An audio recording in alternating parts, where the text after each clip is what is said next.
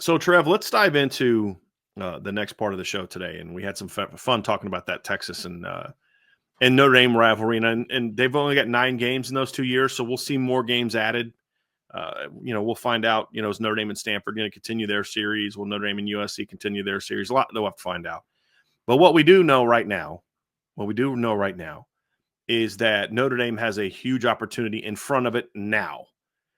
And when you look at this Navy game, look, it's kind of funny. We talked how we liked about how I remember this offseason. I don't know if you were part of those shows, but I know with myself and Vince and we talked this summer about how Army was an interesting team because they're coming off of a 6-6 campaign in which they did not go to a bowl game.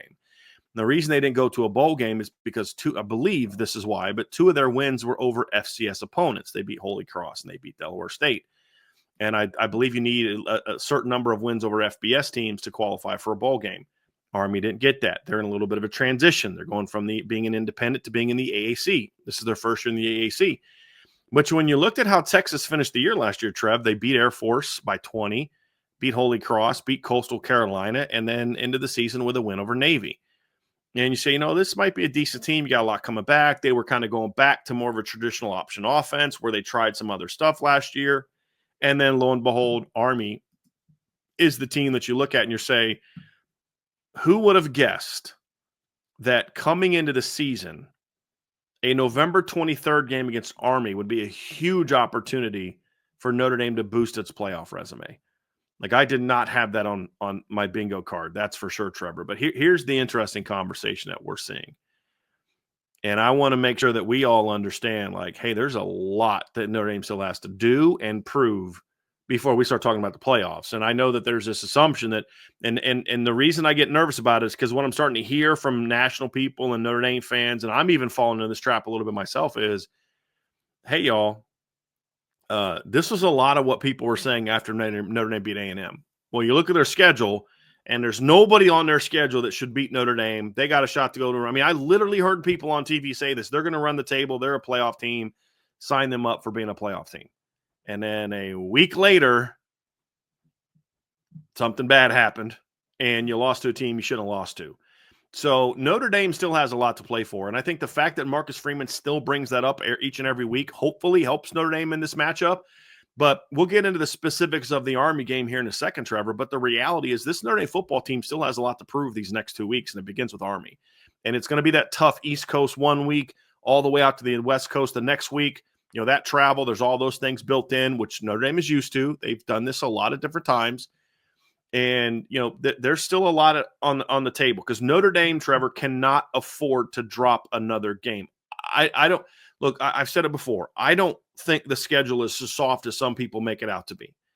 Now, there's not any elite teams on it, but there's a really high level quality of solid to really good opponents on there, more than a lot of teams play. Where a lot of teams will play 2 to 3 really tough games and a lot of garbage.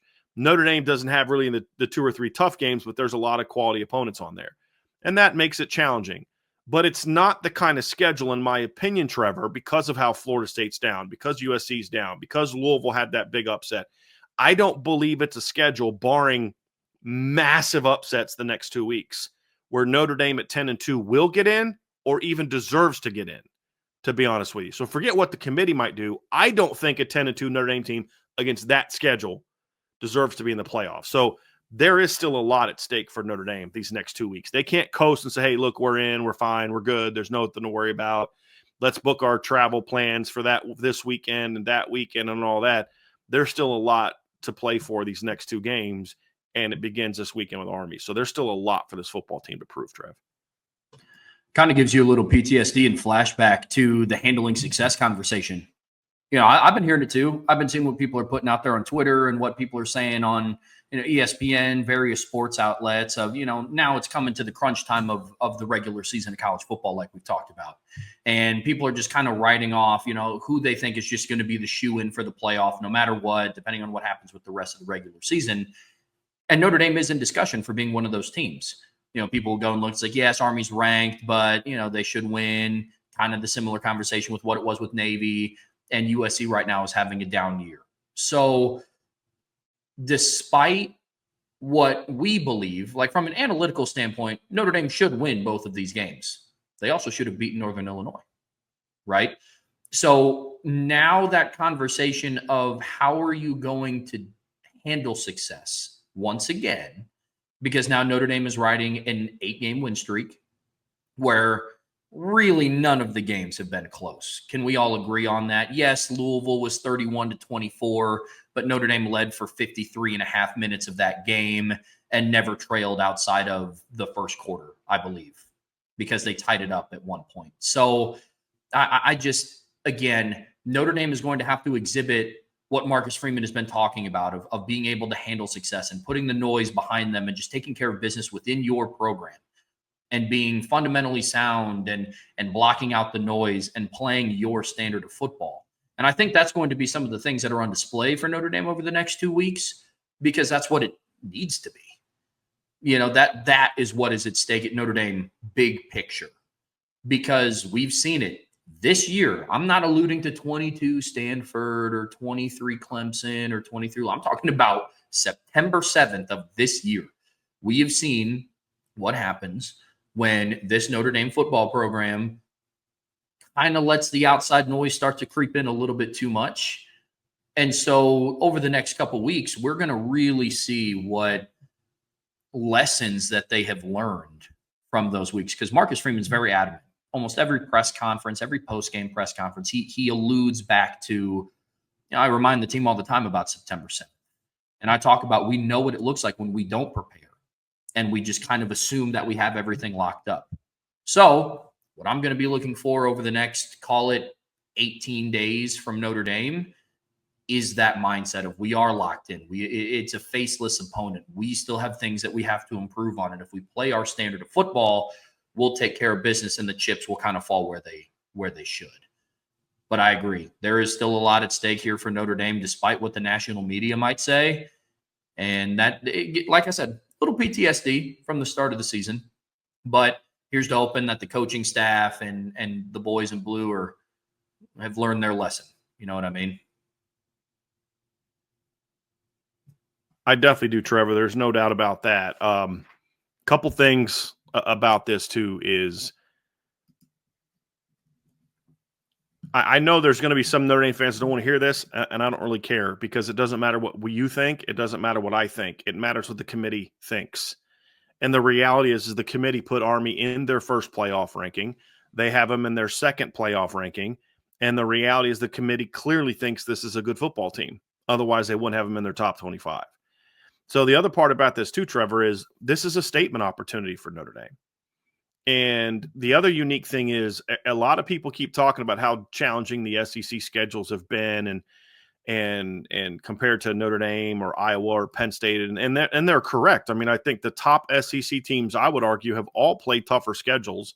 Not all. Most have played tougher schedules than what Notre Dame and Oregon and Penn State have played. Is certainly the only team to me in the North that has had their schedule play out to where there's some top heavy teams on there is end up going to be Ohio State. I would argue that there's a big drop off between the top 4 teams that Ohio State plays and everybody else, but that's a different conversation for a different day. I think between playing Oregon, between playing Indiana, between playing Penn State and playing what has turned out to be a pretty quality Iowa team, not a great Iowa team, but a pretty quality Iowa team, that's a challenging schedule that has shaped up to be tougher than Notre Dame's at the top.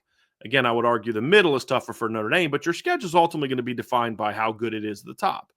And that's certainly true of a lot of those SEC teams. I mean, Georgia's a lot of these SEC schedules I look at and I'm just like, dude, just shut up about that being a tough schedule. Like some Notre Dame fan on Twitter today is like, well, if Notre Dame played LSU's schedule, they'd have more losses. And I'm like, shut up.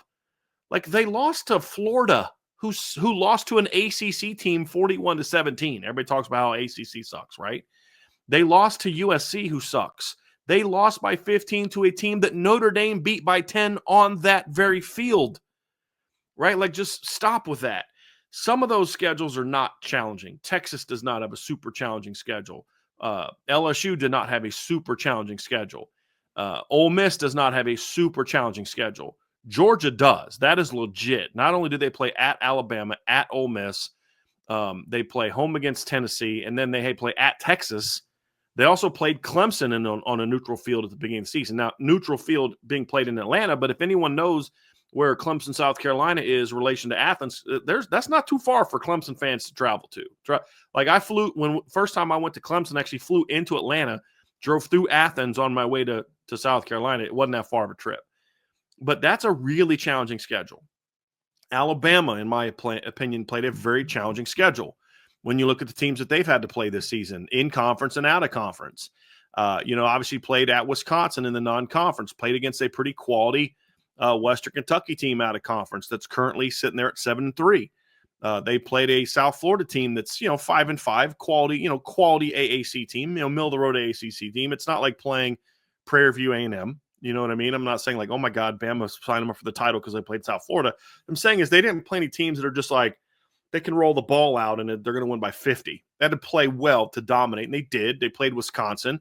They had to play Georgia. They had to play at Tennessee. They had to play at LSU. They had to play at Oklahoma, which is going to turn out to not be a very tough game.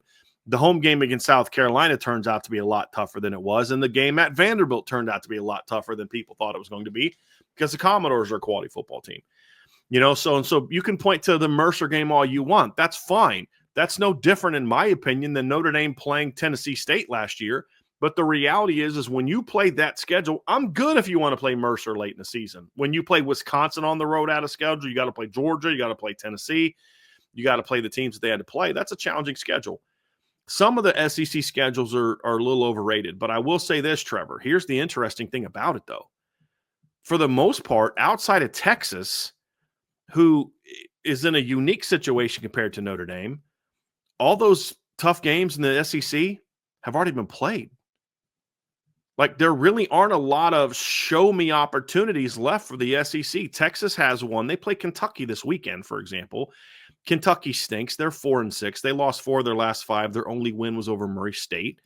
That's not a super challenging game. Then they play at Texas A&M. That'll be a tough game, but they kind of got to, if they lose that game, they're going to fall behind Notre Dame, in my opinion, because Notre Dame would have a better record and Notre Dame will have beaten a common opponent, right? But, so Texas will have a chance to earn their keep. But if they went out there in the SEC title game, it doesn't matter. So then you look at so they don't have a great schedule left, although they probably have the best so far. Ole Miss plays at Florida this weekend. Now, Florida's playing better, but that's still a 5-5 football team. And then they play Mississippi State, who's not very good, 2-8. Tennessee plays UTEP this weekend, and then at Vanderbilt. That's not, it'd be nice to beat Vanderbilt on the road if you're them, but it's not like a committee's going to move you from 13 to 9 because you beat Vanderbilt. And especially depending on how Vanderbilt does this weekend, Vanderbilt plays LSU this weekend. There's a chance Vanderbilt 6-5 and have losers of 3 of their last 4 when they host Tennessee.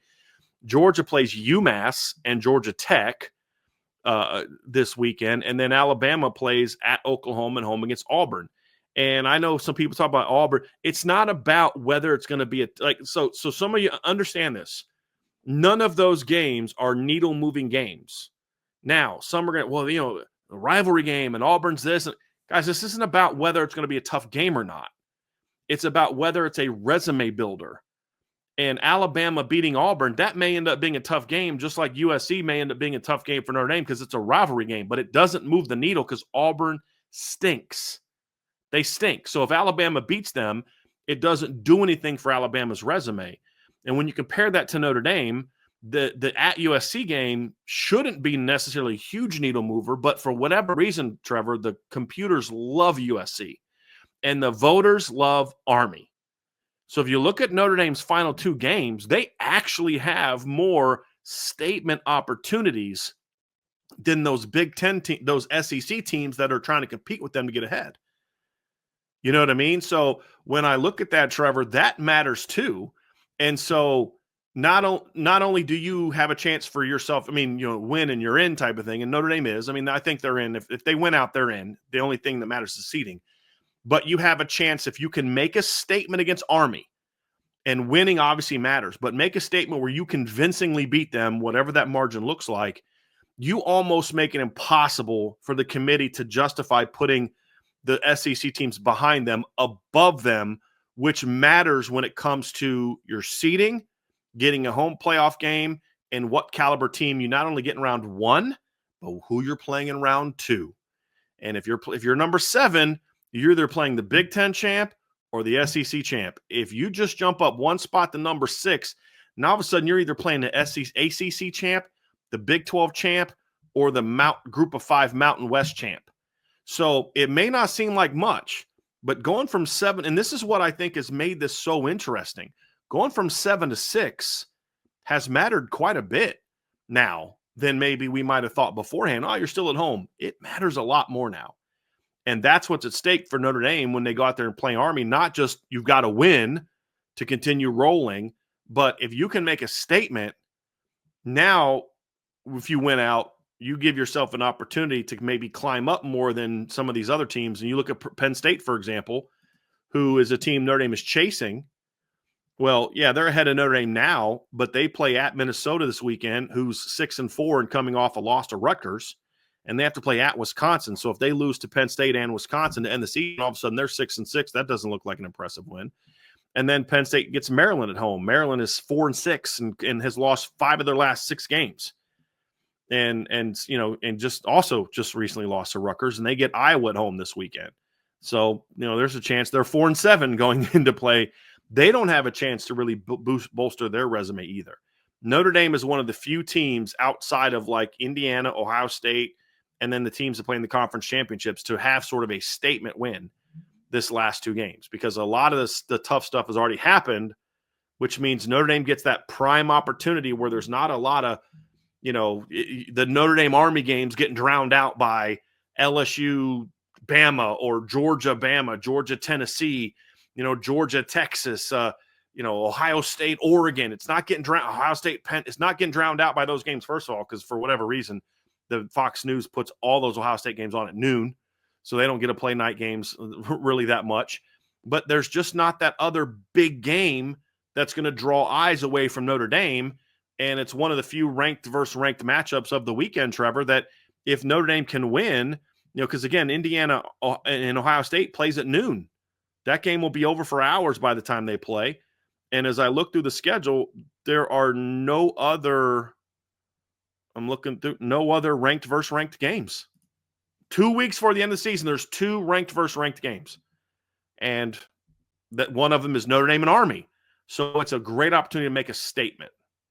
Big opportunity. You know how weird it is thinking that at the end of the college football season, with the first 12-team playoff kind of looming in the background, 2 of the 3 remaining needle-moving games in the rest of the college football regular season is Notre Dame and Army and Ohio State and Indiana. You know how weird that it, like, just talking about the grand scheme of how crazy this football season has been.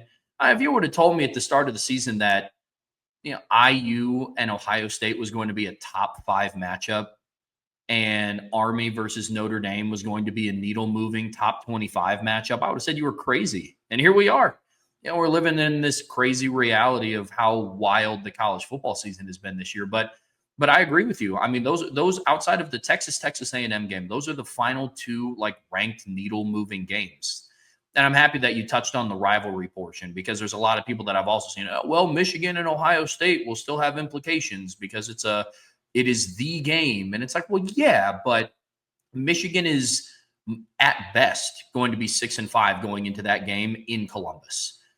Ohio State's not going to get any recognition from the committee for beating a Michigan team that they should handily beat this season.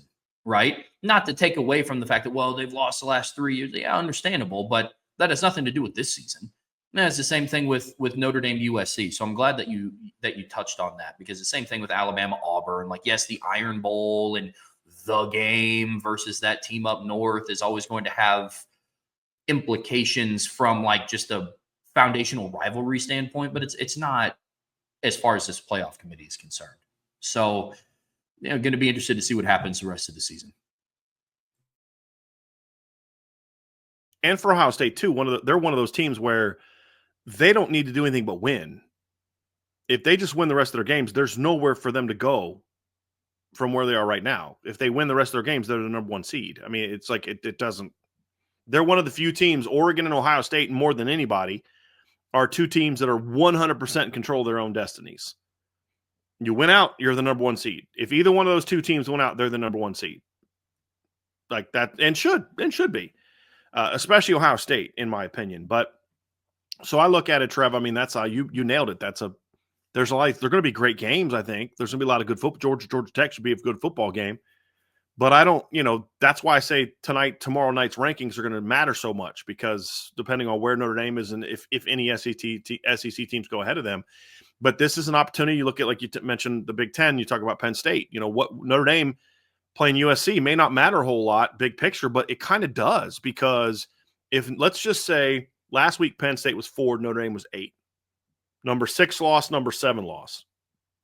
And so Notre Dame moves up to 6. Let's say that's what happens tonight. Penn State's still 4, Notre Dame is 6. Indiana loses to Ohio State. All of a sudden, Notre Dame's 5 and Penn State's 4.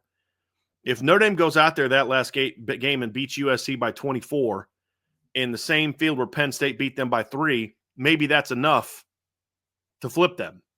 And that's why I say Notre Dame still has a lot to play for in these last 2 games. It's not like, well, we are where we are who we are. Let's just get in the playoff and then we can go prove ourselves. There's a lot of movement still left to be left to have these next couple weeks. There's just not as many. A lot of those games have been played that put us where we are now, but because of the unique situation where now again, this could change tomorrow depending on what the committee does with Georgia and Bama and Ole Miss behind Notre Dame. But if those teams remain behind Notre Dame, then you're in a situation now where Notre Dame has more opportunities to build their resume than does, like, what are they going to say? Well, Alabama beat Auburn. Yeah, so did Cal. So what?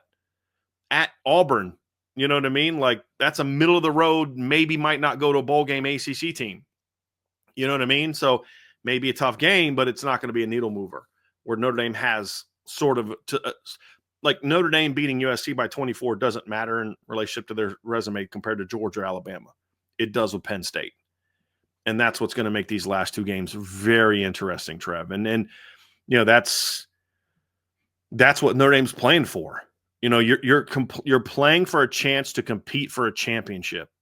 And that's a selling point. And you can't play for that championship if you don't need to be thinking about the championship. That's your goal. But fellas, there's nothing more important to you than Army right now, because it's like, did you watch that SEC short skit, by the way, for this week? It was really funny. SEC shorts. So they had their video out this week, and it's the playoff committee treehouse, or the playoff treehouse. And so they have all the different people, all the different shirts and stuff. And there's the Notre Dame guy, and they use that tall, skinny, nerdy guy that played the Pac-12 during the COVID year, which annoyed me, but whatever. But anyway, they had it to where something like the Notre Dame guy says, like, look, if we just all went out, we're all good, we're all fine. And all of a sudden they showed this somebody's zeroing in with a rifle scope on Notre Dame, and it's an Army guy saying, we've got the shot. You know what I mean? It's like, but it was so true, because it's like, dude, he nailed it. Like, it's funny. I'm kind of getting tired of the Northern Illinois thing they did, but in relation to Army, it's like, dude, that's so true. You're in the playoff right now, but that Army team is sitting there saying, we got a chance to do something here and make our statement. Because here's the crazy thing. Army's playing for a potential playoff berth as well. Because if they beat Notre Dame, they're going to skyrocket up the rankings and be undefeated. And then if they go beat Tulane in a couple weeks in the AAC championship, who's also ranked, now all of a sudden the Big 12 champ, one ACC champ, depending on what happens these last 2 games, may be having to look over their shoulders for Army. Boise can't afford to lose. If Boise gets beat, now Army can leap them. So they're actually playing for a playoff spot. And that's what makes it a really fascinating game, Trevor. So everything that Notre Dame wants to accomplish this season is in front of it. They just got to handle business. But handling business may not be as easy as what a lot of the national media are making it seem to be.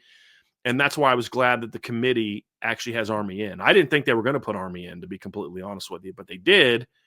And that certainly benefits Notre Dame. So you've got to win, but I think you also have to win where it's very easy. Not easy, where it's very obvious that you're the better team. Like, I think that matters in my view, Trev. So certainly. And that's kind of the last thing I need is, Trev, what kind of statement do you think that Notre Dame needs to make this weekend to solidify itself where your victory doesn't give any removes any thought that voters may have to leap one of those 2-loss SEC teams ahead of you. Yeah, the statement Notre Dame has to make this weekend is they just have to remove doubt, right? If you go back through and you watch some of Notre Dame's past games, there's things that you can allude to kind of poke holes in what Notre Dame has done, albeit it has been impressive. Since September 7th, Notre Dame has gone on the best run that they've gone on under Marcus Freeman, right? They're putting up over 30 points a game in every single game except for the Miami of Ohio game.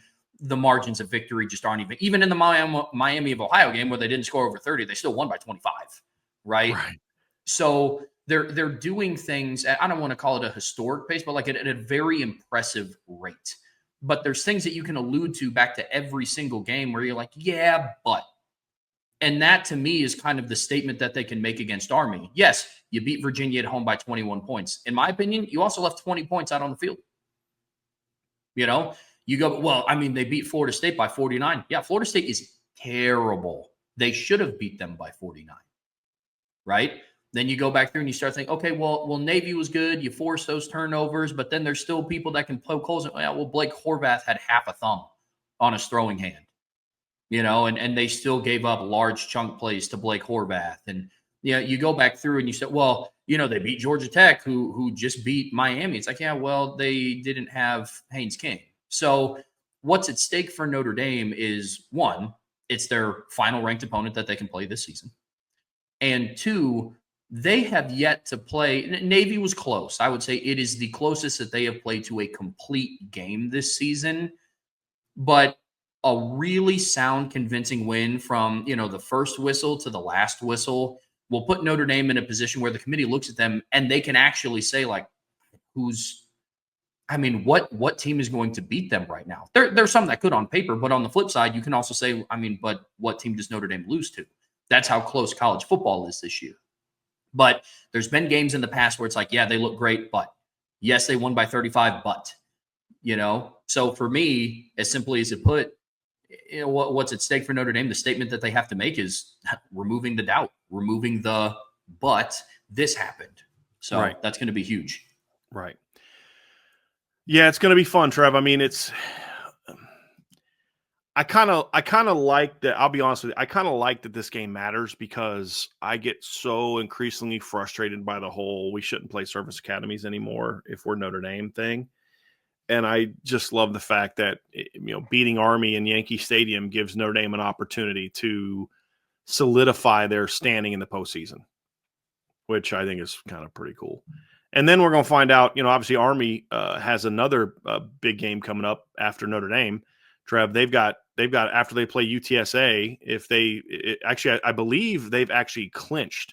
I think the AAC championship's already been determined who's going to play. I'm pretty sure because everybody else in the league has 2 losses except for Tulane and Army. So I believe they've both clinched because Tulane hasn't lost a game in their league either. Their 2 losses were non-conference to Kansas State and Oklahoma. And Army doesn't have any losses, and they only have 1 conference game left. So even if they lose to UTSA, they're in the AAC championship. But if they beat UTSA, then obviously they're going to go into that game with they're going to go 10-1 record and have a chance to beat a ranked team. So even if Army falls out of the top 25 for some reason, there's a good chance if they can beat Tulane, which won't be easy, Navy found out this weekend, that they would jump back in at the end and once again be a team that could really help, you know, solidify Notre Dame standing. But I still think at the end of the day, how you play Saturday is going to let people know, like, hey, we're out there, we're rolling, you know, we're dominating teams. Like you mentioned, you played a sloppy game. You and I were talking last night, Trev, actually. I don't know if I called you. I think I called you because I was just watching and I'm like, dude, I was actually thinking about this. If 3 penalties don't get called, meaning you don't commit the penalties, Notre Dame has almost 600 yards of offense. Now, one of those would have been the 72-yard play.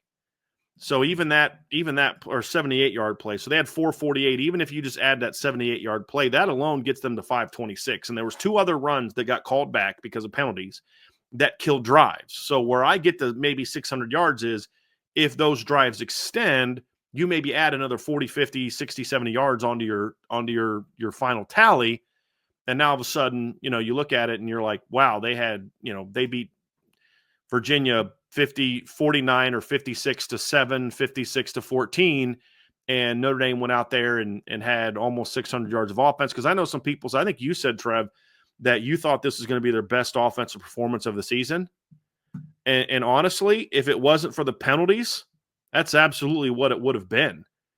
And that's what kind of made it so frustrating, to be completely honest with you, is that you did have those things. I mean, first drive of this third series, it's 7-0, and you get the ball at the 46-yard line going in, and your first play of the series, you get a holding penalty on a 5-yard gain. Jeremiah Love goes for 5 yards, you get a holding penalty, and it was a drive killer.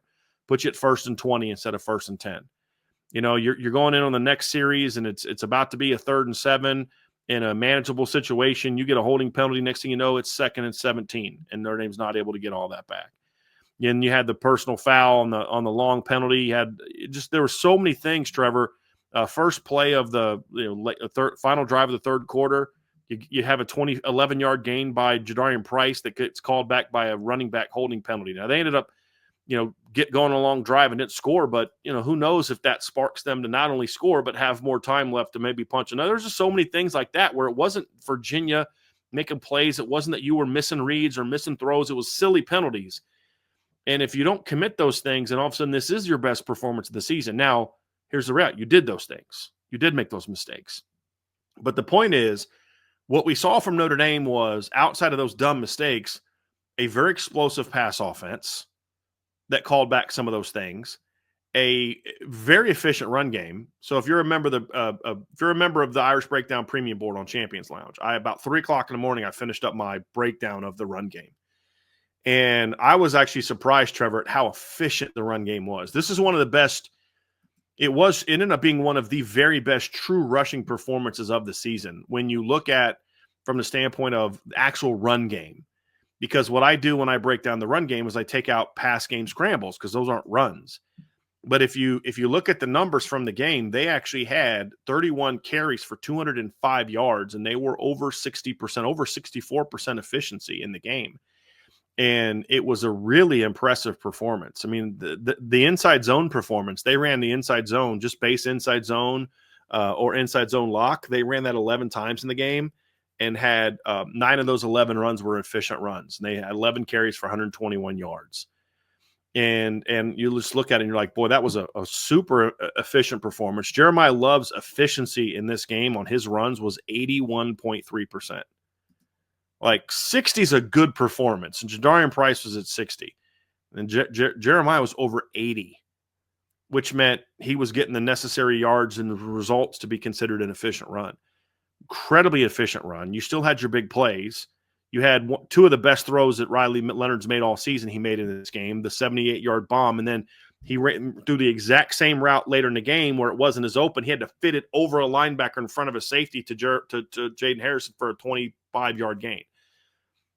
That's where we keep saying is like, I know there's a lot of buts and almost, but the buts and almost now are so much closer to this team taking off than they were 2 months ago. And that's the encouraging thing about it. But you just got to hope that